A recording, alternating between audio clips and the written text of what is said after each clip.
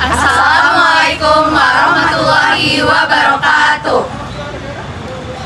Perkenalkan, kami dari kelompok 5 yang beranggotakan saya Nabila Almedes Mendawai dengan NPM 251201484. Saya Nahal Zakia dengan NPM 2512138. Dengan saya Angel Mutiara Hasan dengan NPM 2012 Saya Jajar Hausabila dengan NPM 25120111480. Saya Bintara Nisha dengan NPM 25120111331. Saya Salista Delia Kirana dengan NPM 25120111417. Saya Dinda Lidbang Mutiara dengan NPM 25120111201. Di sini kami akan menjelaskan mengenai makalah yang telah kami tulis yang berjudul Tata Kata Bahasa Indonesia. Kata merupakan unit terkecil dalam bahasa yang mengandung makna dan dapat berdiri sendiri. Umumnya, kata sendiri terdiri dari satu akar kata, dengan atau tanpa imbuhan.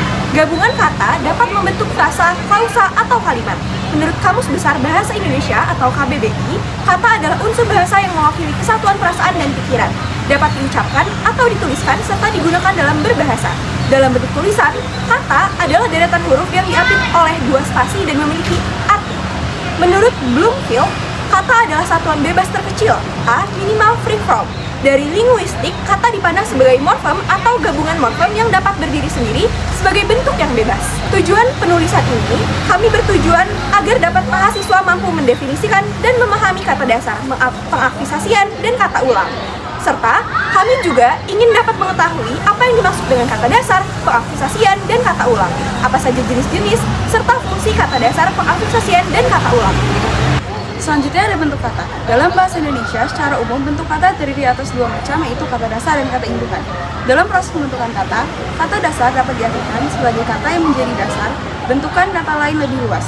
Dalam pengertian ini, kata dasar lazim pula disebut sebagai bentuk dasar. Kata bentukan merupakan kata yang sudah dibentuk dari kata dasar dengan menambahkan imbuhan tertentu. Baik, saya lanjut. Kata dasar merupakan satuan bahasa terkecil yang memiliki makna. Kata tersebut belum mengalami penambahan atau perubahan bentuk yang mengakibatkan perubahan makna. Dalam pengertian lain, bahwa ialah kata yang belum diberi imbuhan dan kata yang menjadi dasar awal pembentukan kata yang lebih besar. Kata dasar ialah kata yang paling sederhana yang belum memiliki imbuhan, juga dapat dikelompokkan sebagai bentuk asal atau tunggal dan bentuk dasar yaitu kompleks. Kata dasar merupakan satuan bahasa yang dapat berdiri sendiri, terdiri dari morfem tunggal atau morfem gabungan. Contohnya yaitu minum, satuan bahasa yang dapat berdiri sendiri. Selanjutnya, fungsi kata dasar. Fungsi kata dasar sendiri ialah sebagai penunjang pemaknaan dan kegunaan dari imbuhan termasuk fungsi gramatikal. Kata dasar makan termasuk golongan kata kerja. Setelah mendapat afiksan menjadi makanan, kata tersebut golongan kata benda. Jelas bahwa di sini fungsi kata dasar sendiri ialah penunjang pembentukan fungsi dari afiksan, yaitu sebagai pembentukan kata benda. Afiksasi. Afiksasi adalah teknik linguistik untuk membentuk kata baru dengan menambahkan imbuhan atau afiks pada kata dasar, baik dalam bentuk tunggal maupun kompleks. Proses ini penting dalam pembentukan kata dan bukan merupakan kata pokok itu sendiri. Selanjutnya adalah jenis-jenis afiksasi. Yang pertama ada perfikasi, infikasi, sufikasi, dan konfikasi.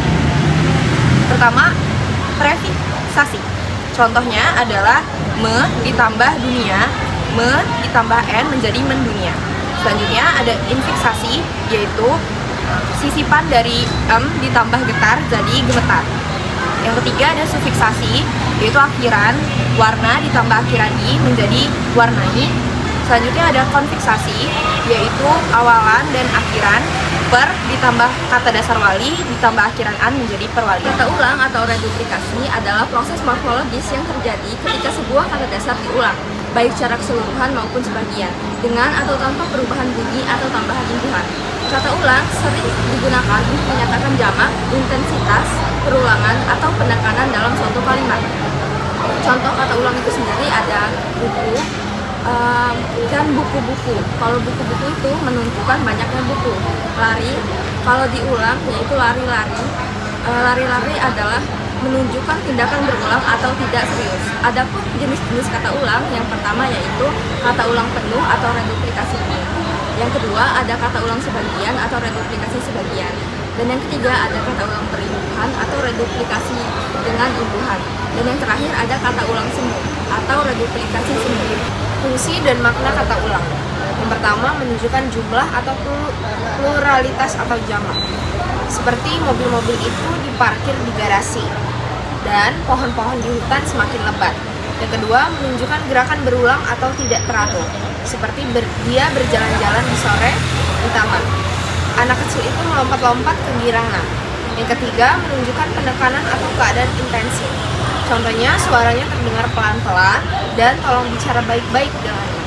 Yang keempat, menunjukkan makna kemiripan atau tiruan. Contohnya, di sawah ada orang-orangan sawah, suara gemuruh-gemuruh terdengar dari kejauhan. Kesimpulan dari bentuk kata dasar dan afiksiasi serta kata ulang adalah bahwa kata dasar ialah bentuk paling sederhana yang menjadi fondasi kata baru. Afiksasi atau kata bentukan adalah proses penambahan imbuhan pada kata dasar untuk mengubah makna dan fungsinya. Dan kata ulang adalah proses pengulangan kata dasar atau utuh dan sebagian untuk tujuan tertentu seperti penekanan atau menunjukkan makna yang jauh.